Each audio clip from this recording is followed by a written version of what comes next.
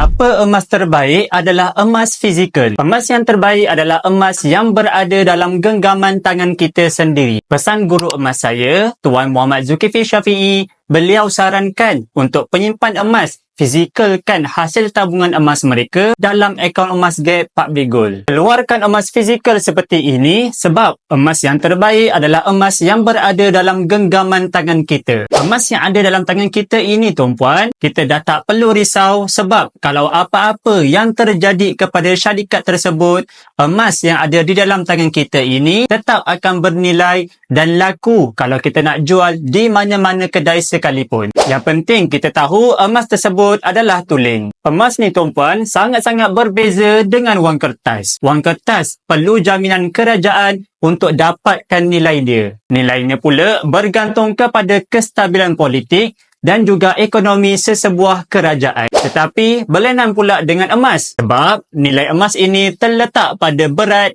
dan ketulinannya yang tersendiri tanpa perlu jaminan daripada sesiapa. Istimewanya emas ini sebab sifatnya tidak boleh dicipta ataupun dimusnahkan. Pesan Pakar Kewangan Malaysia, Tuan Azizi Ali, beliau menyarankan 10% daripada kekayaan kita perlu disimpan dalam bentuk emas 999. Sekiranya kalau seseorang tersebut bankrupt, ekonomi politik merundum, ataupun berlakunya peperangan, na'udzubillah, emas yang ada dekat tangan kita ini tetap akan bernilai. Kita boleh fungsikan balik emas-emas ini untuk meneruskan kehidupan, insya-Allah. Bagi yang ingin mengukuhkan kewangan dengan simpanan emas bersama Public Gold, boleh tengok pin video tutorial di profil. Insya-Allah saya bantu sebaiknya.